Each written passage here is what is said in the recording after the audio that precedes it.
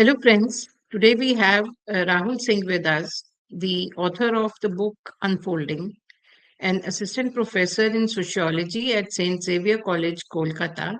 This is his debut novel. But he has also written short stories that have been published in various literary magazines and journals. Today, in our conversation, we'll talk about the journey behind the book and Rahul's creative process and what it means to keep becoming on the page and in life. Welcome, Rahul. Thank you. Thank you for the introduction. It's my pleasure to have you here. So, tell me about Unfolding. Like, when did you decide to write this book? Was there a particular moment that struck you, and then you thought this needs to be written about? And how much time did you take to complete it, cover to cover? Yeah. So I started writing the book back in 2020.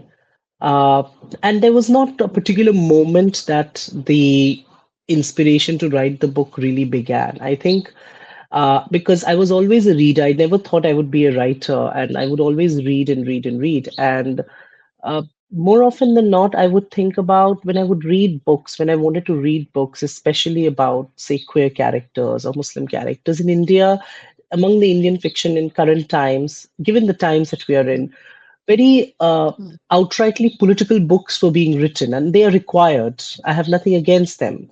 But I wanted to also enter into the very intimate spaces of people from these particular identities and backgrounds. It is at this moment that the very famous Toni Morrison's line that is that if you want to read a book that's never been written, you write it. Uh, so that mm, I think that was the moment when I started to think about these characters and when the story came alive to me. And I started writing in 2020 and wrote over six drafts over the years. So it took me around 6 years finally now for the final draft, for the final book to be published. So yeah. okay.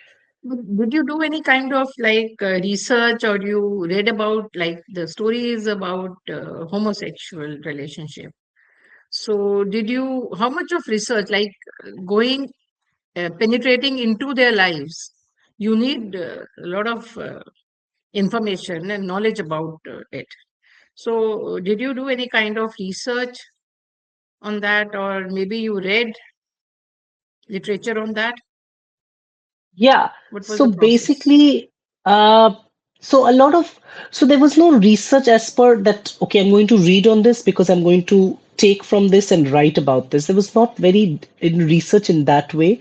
But because I teach sociology, I've studied sociology, and we generally study about, society and identities and Mm, groups. So a lot of my training in trying to study and understand particular communities and social mm, processes was already there because of my academic training. Now now I didn't want to write an academic book, so I had to think about it more in the sense of how could I write a story out of it. And I think it very organically it emerged in trying to write the story of this. And over the years, as I was writing it and rewriting various drafts, and I would be reading across various academic and also fiction. A lot of fiction also I was reading, and a lot of academic, and of mm. course with the help of a lot of editors with whom I have worked over the years. They have helped Okay. me sharpen, bring out certain kinds of layers in the characters. So I think the research has been more in terms of the time I gave to it. And there Mm, has been no concrete, I can say one or two, three books that help me bring that out, especially with mm, regards to what each of the characters are thinking, because I didn't want to bring them out through particular stereotypes they were built that are built in okay. literature or that are built in broader scholarship. I wanted to Mm, see them in their own light. So mm, yeah, I mean, I was thinking about the broader structures and identity they're coming from. And then I was trying to look at them, how they would negotiate these structures, these identities mm, that they have mm, been circumscribed in. So I think that, and it has always been possible with a lot of comments and readings and editorial work, which I have received over the years on the work, on the novel. Okay, okay. And considering Yeah. like this is your first novel, debut novel, how was your experience with the publisher? Did you approach many publishers with your book, or I, just you went to one and it got done? I didn't just go to the publisher. I went through the agent. So Kanishka Gupta, he's my agent. So he Okay. was the one to manage all of this. So I didn't really approach any publisher because I don't think, I mean, in India, that kind of, is it still working? I don't know, where you could directly approach publishers and they just take up. I Yeah, don't, yeah. I'm not aware of that. Okay, I I think didn't know most that people because, do that. I think okay, it's on the contrary. Agents are far and few between. I think most okay, writers they approach either the publishing house will approach if you are a well-known sort of yeah, personality. Otherwise, the author will approach with a book. I just wanted right. to know your experience with the publisher, but Yeah, then that is not there. yeah, I didn't have it because I had directly approached Mm, Kanishka, and I took the first route towards approaching agents. So Kanishka took up the manuscript, and he was working. We have been working on the manuscript. I've been working with Kanishka and his editors for over 2 years before we mm, actually went to the publishers. So mm, the publishing part only happened in the last year. So in end of 2024 was when my work was pitched to the publishers, and the publishers showed interest. And that is when HarperCollins took me up. The commissioning editor Dharini Bhaskar took the novel up, and since then we've been working for over a year to get to the novel. And I think the process has been really great, and because Dharini is such a great, she's also a writer herself, and she read the novel and attended to the novel with such care. So I have so it's not been a very uh, a touch wood. It's not been a very difficult process for me in that way because okay. presence of an agent really helps, and with a good editor, it's Mm, always uh, going to yeah, be a smooth ride, hopefully. Yeah. yeah. So, uh, you just talked about stereotypes about the homosexuals. So, what are the like major stereotypes that you have come across? Like you're a sociology professor, you would know better. And also, how have you tried to break those stereotypes? So, when I say stereotypes, I don't mean that these are not realities, but I feel what happens with these characters is that, especially with, say, homosexual characters or gay characters, they get very Mm, caricaturized as though this is the only thing in their life. And especially it happens with respect to their sexual identity, because more often than not, any kind of sexually divergent characters when which I have seen and read, it feels as though their only defining feature of their life is their sexuality, and none of the other mm, factors in their life, who they are, what are the other things they do, that become important. So for me, this was very important. I didn't want to just have the entire novel rest on the fact that, okay, they're only dealing with the fact that they're gay, they're gay, they're gay. I wanted to get over that. So we have Ralph, one character who is also a chef and who is also dealing with the fact that his work is not going well and he wants to cook, he wants to bake well. And then we have Ojas, and he's dealing with problems in his own family while dealing with Ralph. So there are different kinds of problems that I've tried to unravel that queer characters undergo in their life, which is of course determined by the sexuality and also not at many places. And also the other stereotype that I felt while queer characters were being represented is that the only narrative that I was reading at that moment was the entire coming out narrative or being in the closet narrative. So I also mm, wanted to get out of that because, yes, those narratives are important because that's a lot of pain that these characters undergo and feel in their day-to-day lives. I wanted to think about I wanted to go beyond and think about, okay, what if this is not the case here? And the idea of the sexuality and conversations around is a little different than the idea of being closeted in because these narratives are out there. What can I do different? How can I bring something different to the table? So I think that was what these are some things that I have tried to do, where I've tried to reveal other aspects also of their lives, which may or may not be determined by their sexuality only. And also, I wanted to get over the entire being in the closet or coming out narratives that also for a long time has dominated literature with queer characters and with queer issues. So yeah, I think Mm. these I can think of right now, these two things. Do you think that Bollywood is majorly responsible for caricaturizing the gay characters? Oh, of course. I mean, the entire representation, the way they have worked with, because Mm. and that is the thing, be it the representation of once of the Bobby Darling kind of a figure and how they were Mm. used for comic, Mm. because more and more divergent sexuality within Bollywood has been used for comic purposes, as though to add a flavor Mm. of laughter. And I think Mm. and I think that that is very important to also analyze as writers who are writing about queer issues, because laughter is such an easy mechanism to dismiss someone. And in the novel, also, there is a portion where that entire thought of two men being together is being laughed at. And I thought that was a very important moment to capture. But then Bollywood has really built itself on using laughter as a mechanism to actually caricaturize, stereotype, and use them for a comical humor, be it the Bobby Darling figure, be it later even in a film like Dostana, where they tried Mm. to show these two men, but continuously it became a more of Mm. a comedy. So I think that is largely responsible, and I think many queer writers are making a very concerted effort in undoing this kind of a Mm. trope that has been used. Putting them in a closet is more of a modern phenomena. It was not so Absolutely, in yeah. ancient times. Yeah, yeah, that's true. Mm. Yeah, that is true in a way. It was not so in ancient times, but I also think the way the discourse is now was also not there in the ancient time. The way we talk Mm. about sexuality, because the Mm. idea, the larger presence of religion, because religion dictated a lot of terms on how sexual behaviors are to be maintained. So that was always present. So I don't even think even at those time it was quote unquote in a form of legal. It had the legal sanctions, say the way heterosexual relations had. Yeah, yeah, not legal sanctions, but from whatever I have read, they were Mm, accepted. They were not ridiculed. They were not caricaturized. They were not made fun of. They were there. They were there. That's yeah, what I feel.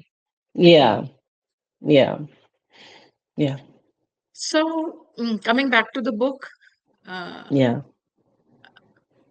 see, unfolding means like is a process. Unfolding, like yeah, it's an ongoing process.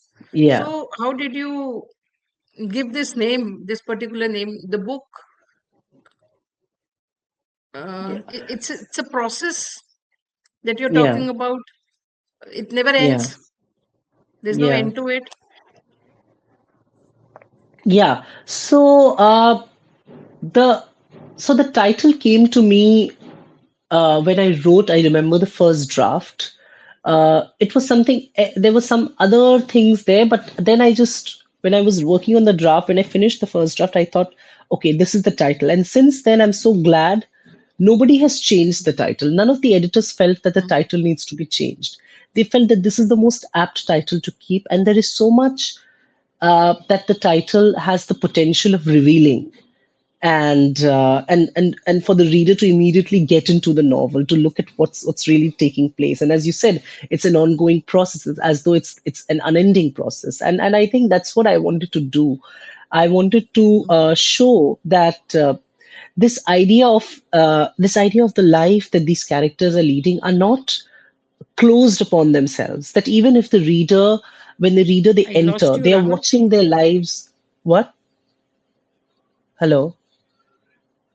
Yeah. Yeah. Can you hear me? Now I can hear you, but yeah, yeah, now it's fine. Okay. So, so the title, when I thought about it, it was there from the very beginning. And what I Mm. wanted the reader to also feel when they were getting into it, for them to find something that's something that's going to happen for them, and they're going to watch the lives of these characters as they come alive towards them. And that is how, and I wanted this process to be very much happening as the reader reads the novel. And that's how I think, that's why also I think the title of the novel emerged from there. And I didn't want to think about, and I wanted to write about this novel, as you said, as an ongoing process, that even if you've left the pages, things still Hmm. keep changing, unfolding, and there are layers to this process of unfolding that's taking place in the narrative and in the lives of these characters through their present, the past, and an anticipation of a future. Hmm. So yeah, that. Hmm. So, were there any particular sections that were like tough to write? Did you, any time while writing the book, did you come across writer's block, as we say? You got stuck somewhere, you faced some challenging moments? Mm, I think the one thing I was struggling with, and it's very surprising that writing the Zubina's portion in the novel, which is the other protagonist, the parallel chapters that run, was, I think, the Mm, most effortless bit for me. It just came okay. alive. It just happened. And I think writing Mm, the Ralph and Odysseus portion was a little bit of a struggle for me, because there I had to really think of, ways to bring these two characters together, create this, ambience of suffocation and claustrophobia, and that entire urgency to leave, to depart, and yet to not leave and be stuck together. So I think that writing their chapters was a bit of a struggle. And sometimes I think this challenge was also because these were parallel chapters, right? There were parallel storyline mm, going on. Sometimes managing the timeline. These were bits of struggle yeah. that I had to really, had to sit with a notebook, draw the draft, draw proper calendar of the years they were born in, and write when what was happening, what was taking place. So I think that part was struggle, but it was also very interesting, and I really enjoyed doing that, because then I realized that, okay, a novel is not just a writer sitting and writing down in this very romantic fashion with a pen and paper. It's about a lot of planning and Mm, plotting that also goes behind into making a novel possible. So yeah, I think that was challenging, but that was also quite fun, I would say. mm. So you are a method writer, like you plan things in your mind. Many writers are spontaneous. They tell me they write down whatever comes to their mind. It's like organic, the story grows organically. But perhaps you have it in your No. mind first and then No, you put no, it no, out. I don't. No, I do not have Mm, actually. It's mm, so I this proportion, this thing that I do with the whole planning and putting things together, this happens once I'm reaching the end of the first draft, because at that moment the characters have got alive. I know what is happening in the novel. I know perhaps what is the end going to be. That because when I started writing this, I really didn't know what will the end be, where will it lead towards, and if there is going to be, and what kind of an ending do I want of the novel, because I'm writing in two separate chapters. Do I bring the end together? Do I keep them separate? These were many questions, and I had no answers, and I think that is how I largely begin. uh, so I don't think I'm a methodical writer at all, because, and that sometimes I wish I was, because Orhan Pamuk is a very methodical writer. He has everything planned in terms of what's going to happen in each mm, chapter. I didn't have it planned. But after the first draft, then I know I have to have a plan. So the first draft happens at a very spontaneous level. But I think after the mm, first draft is where I do the entire planning and plotting, because then I know what the story is. And then I have to then figure out what's happening in each of the chapters, and how am I going to place the characters? What are they doing? What is the time period? Whether there is a past memory happening in that the scene, the chapter or not. So mm. yeah, I'd say that after the first draft, maybe I become the planned and methodical writer. Okay. So see, this book took 5 years, no? Six Right? almost, yeah, yeah, Okay, almost 6 years. yeah. So was there any time during these years when you felt ki now let me leave it? You felt frustrated why it's not, because like normally it happens that when you begin a project, you like to see it to the end. You want to finish it Yeah. fast. So, but since this took so long, were there any moments like you felt, nahi, ab ho gaya, ab I don't want to do anything, let me leave it. Yes, once or twice I did because I just saw because that every debut writer feels unless until they have like an agent or a Mm, contract, some kind of hope because uh, I was trying to write it and I many times I did question why am I doing so much? I've mm, written once. Why am I writing it again? mm, Why am I writing it the third time again? What is going to be the mm, point? Like, is it going to just be in my laptop? Am I? It's never going to be out. Maybe nobody will read it. So these moments, I did feel that kernel of doubt whether this will work mm, out, whether I should keep continuing.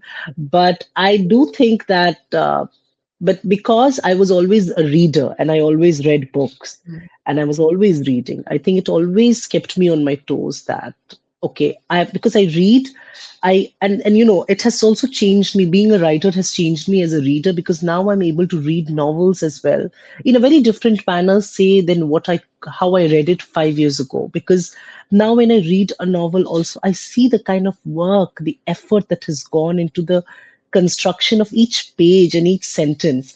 And I have so much respect for writers that has grown from being on the other side of the the mm, desk. So I always read, so that has helped me always to never leave the process or the motivation to write.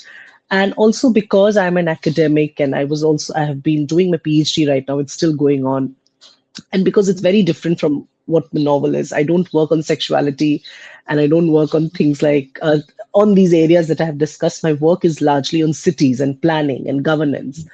So I after a point of academic reading and writing, I really I felt like uh, being in my world where I was creating this fiction also helped me uh, feel more grounded with myself. So I think that okay. that has always helped me overcome this whatever writer's block or slump that I would enter Mm, into. Yeah. okay. You said that you read a lot.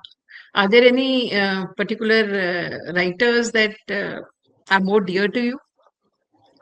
Yes. So I have no Mm, favorite writers because that's very difficult to have favorite writers. mm, But some of the writers, especially in writing this novel, mm, whom I have read while I was writing this novel, and has really helped me learn how to also write mm, and write in a more sensitive manner. Some of them are Anne Tyler, and she's an American writer, and I love the way she uh, draws a portrait of a family, and it's very endearing and beautiful way with all the complications, the conflicts, the cooperation that go into making a family possible. I think mm, I learned a lot from the way she has portrayed family in her narratives. That is number one.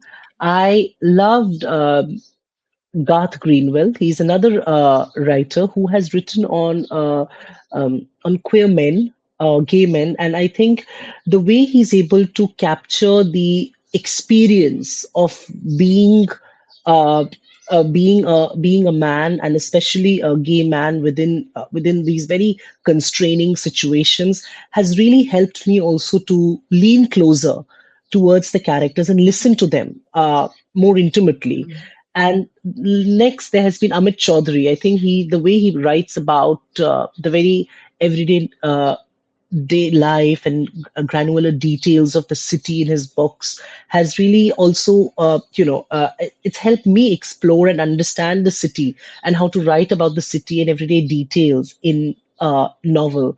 And then, of course, there has been Joanne Harris, who's the very famous Chocolat series, has also been such a fun experience when I was thinking about, because a lot of my novel has food around it. There's a lot of cooking happening. There's a lot of food taking place. So her mm, novels has been useful in that, useful, and it's a wrong word, but has been such a learning experience in that way. And of course, mm, there has been Marilyn Robinson, and with her Gilead mm, series, the way she writes about God and seeking grace and how individuals negotiate with this idea of the sacred.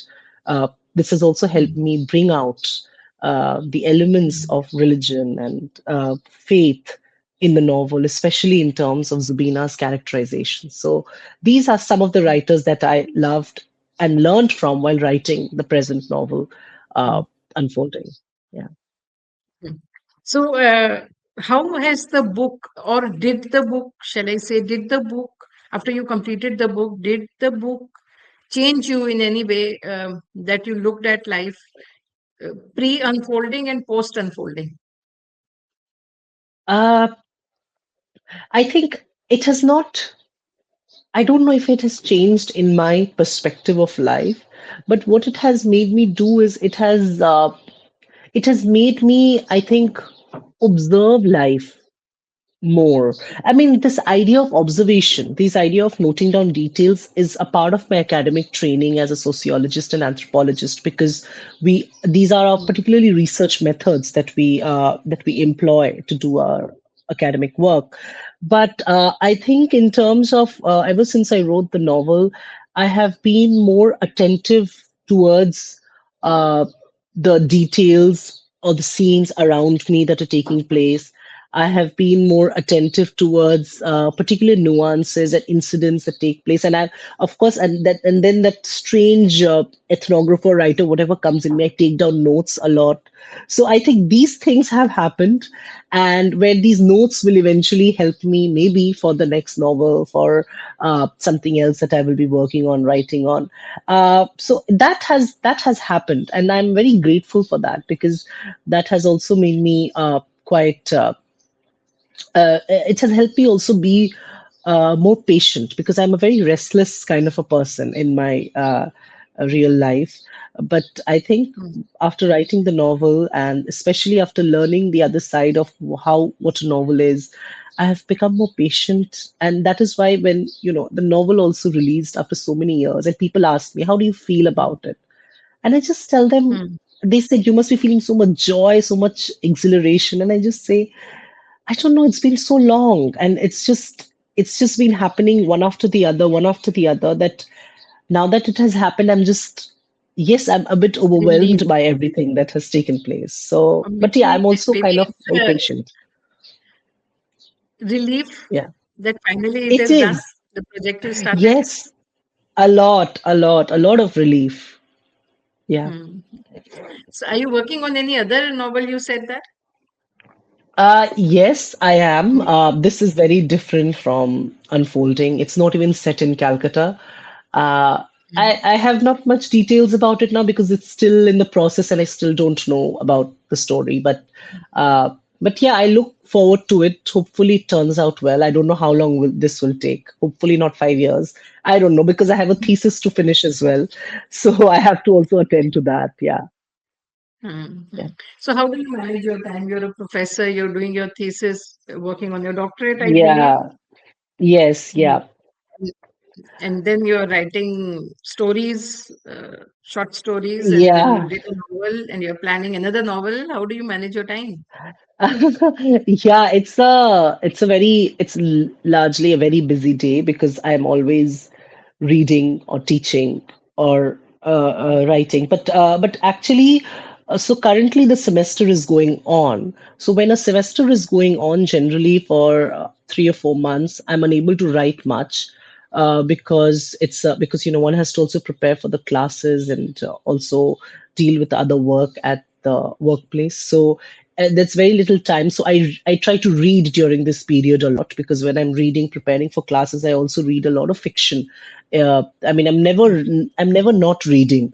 So I keep reading Mm, and writing. I try to bring writing, say during my off days, my holidays, and especially in the evenings. I try to give some time to writing if I can. So it has been, of course, it's not easy to have a very to say that it happens on this way every day. I think on some days I'm maybe writing a paragraph. On some days I'm unable to write anything. So I think that's how it goes on. It's nothing goes as planned especially when the semester you're in the middle of the semester and it's in full swing. So that. okay. Do you have a like a favorite spot that you write at? Like one of the writers I interviewed, she said that she goes to a park and sits on a bench there, and then she will write. She can only write there. She cannot write at any other place. So, do you have a Wow. favorite like spot like that? No, I don't. Mm, I think I write best when I'm at my home, in my mm, room, at my study mm, table. Uh, I have tried to write at cafes, sometimes at coffee shops, but mm, sometimes that can be very distracting. And so when I'm in a public place, I can write, say, a scene that is taking place, so dialogues that are playing out, that I can write, because a lot of conversations also you keep hearing when you're in a public space. So at that moment you also think mm, of dialogues. But say when I'm writing a scene where I have to say describe certain things, I need that silence of my room, because mm, I want to also give attention to very little details, and hence for that I need that silence and my own space. So generally I try to write in my room and at my desk, mm, not in a public mm. space. I try out avoid it, but yeah. Okay. See, the characters in your book, Ojas, Ralph, Yeah. and the Muslim Zubina. lady, have you, Zubina, are they taken off, have they taken off from real life people, or they are totally imaginary? Totally imaginary, because I mean there's no inspiration, because there is nothing that there's nobody I know of this. I don't know a Ralph or Ojas, or I don't know of a Zubina at all. So they're completely imaginary. And I would say that uh, you know uh, that this my training in the discipline has helped me here, because we are constantly thinking about studying the other, and it's a problematic thing that you also have to study the other. So so very much I wanted to write about the other without having an inspiration. I can't even write about myself. I realized that, what if, Mm, so before this I started writing another kind of a novel, and there I was trying to, I realized by the end of the first chapter that, am I writing about myself, or am I writing about this mm, person with whom I speak to? And then I just couldn't write it, because I failed to do that. Then I just let my mind wander, and I thought about these very characters I'm inventing. So I think mm, writing about the other was easier in a mm, way for me. I do not think I will ever be able to write about myself or people I know, because I think that's difficult for me, because I don't know what parts of their lives do I represent, or what kind of rights do I have to represent that. And when it's fictional and when you're trying to imagine out of yourself, you get a lot of autonomy, and I think that's always mm, nice. So yeah. mm. So, what do you think that a reader should take away from your book? I don't know. I mean, that is completely up to the reader, because that is one of Mm, my major things in the novel, that I have not given any very uh, concrete judgments on any of the things in the novel. I let a lot to the reader, and I think that is so mm, important when one writes also novels, mm, that you be subtle in the way you approach the story, the kind of ideas that you're bringing to the story. And I think we need, as writers, one need to make it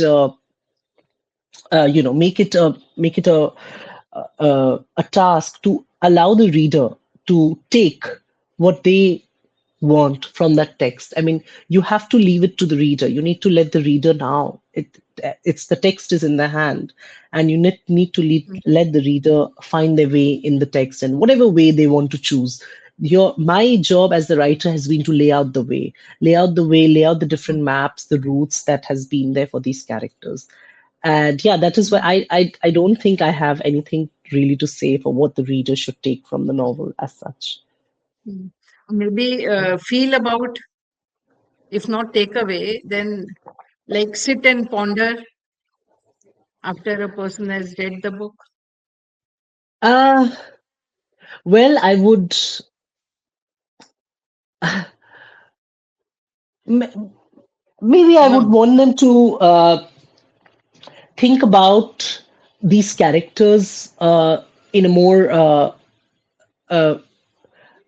I mean, I would hope that they would not that after the book has come to an end, they would not stop feeling for these characters and for the worlds there. Maybe I would want them that even after the novel is over, for them to Mm, uh, somehow imagine what would their future be like, say after this novel is over, what would be the next thing. So that I would want. I mean, uh, I would want, because that is how I think you know that you have successfully laid out a character who's going to linger in the reader's mind after a bit. And that would be something very nice, and for the reader to imagine in very different ways now what their life is like, because I have shown you their life, how they are, the problems they're dealing with, how they deal with the problems, and how are they trying to make their way through these. And I have stopped the story now. I have given enough material for now the reader to take it with them, and maybe imagine what would be their life, say, in 2020, because the novel ends on the winter of 2019, and then 2020 begins. We know what happened in 2020 in the in our real life. So maybe that, and I wanted to give them that ending, because I wanted them to then also anticipate how would they deal with, say, things like the anti-CA and the COVID, things like that. Yeah. Mhm. That's a good idea. That's a good thing to give an opportunity to the reader to think beyond, maybe make their own stories of what happens next. Yeah. Yeah, absolutely. So, tell me now a little about yourself. You've been in Calcutta all this Yeah. while, like you're born and brought up in Calcutta. Yeah. Yeah. And I how did am you born get and into brought up here. writing? Like, how did you get into writing? Like, Uh, were you writing since your maybe student days, school days?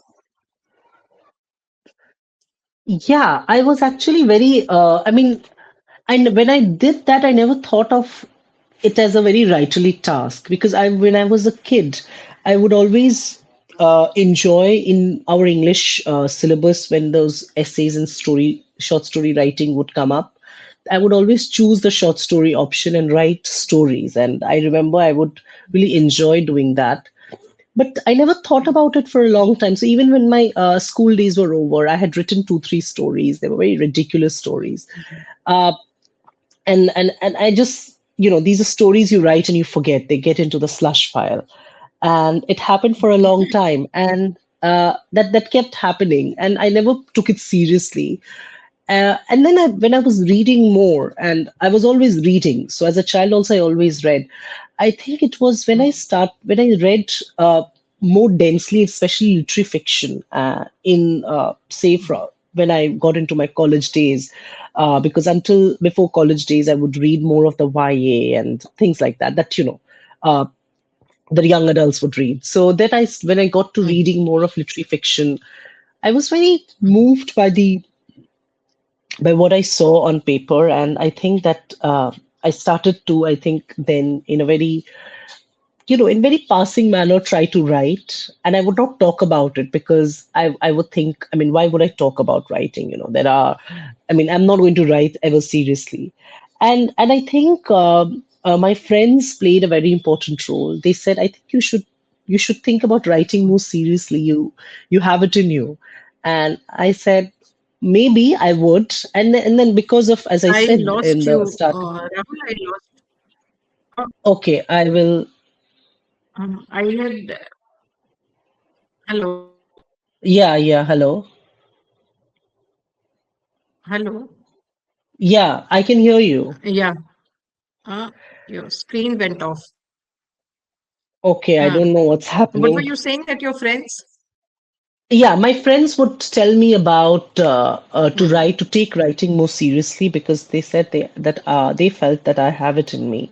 And I thought about it. Of course, I didn't pay much attention at that moment, but I think more than anybody saying it, I think it was the entire process of reading that made me want to write. I think I do owe a lot to all the authors I've read over the years.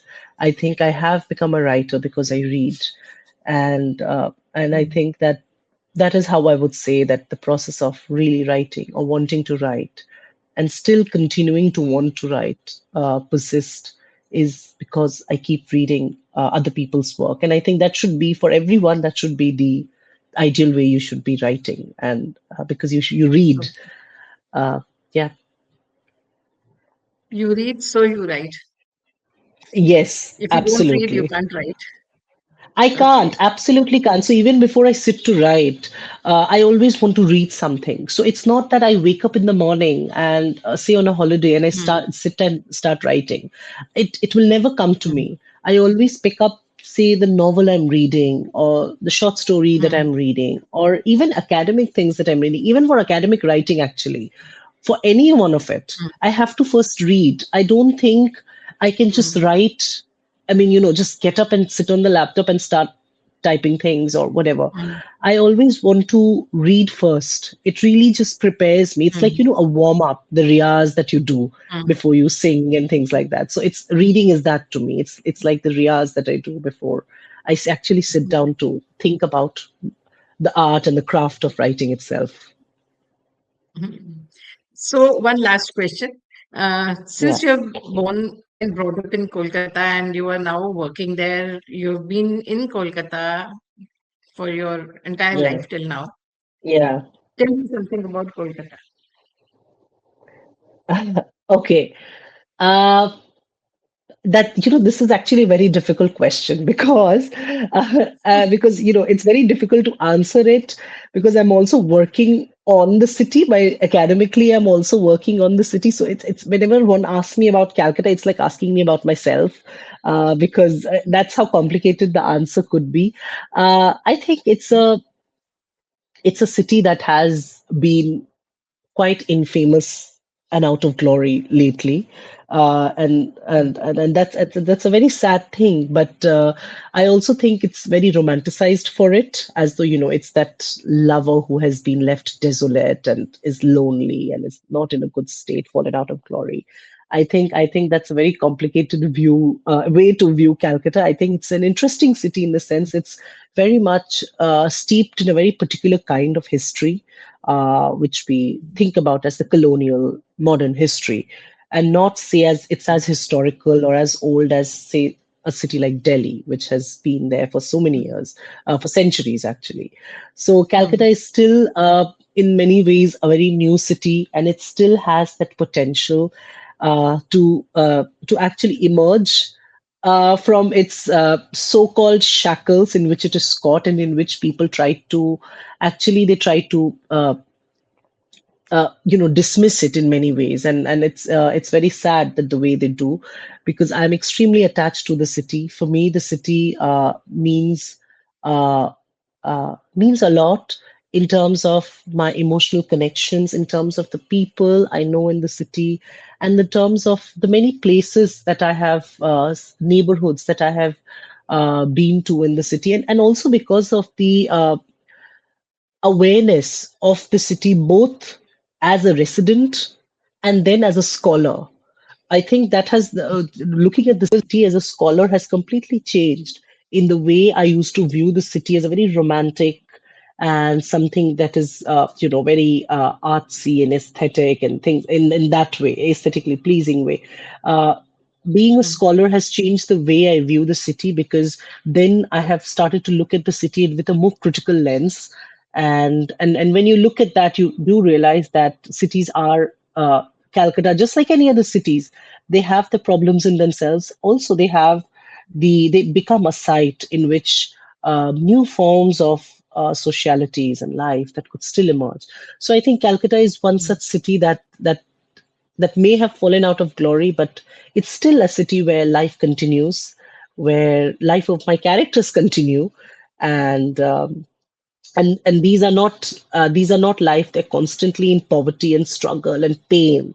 It is still a city mm, that continues to reproduce itself as both beauty and dilapidation at the same time. And I think that is the space between the two is what makes me always remain attached to the city.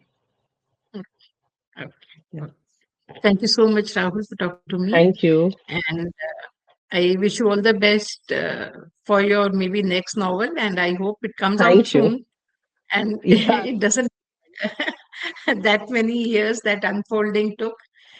And I wish all the readers take away at least some bit from unfolding. Thank you. Thank you so Thank you so much. much.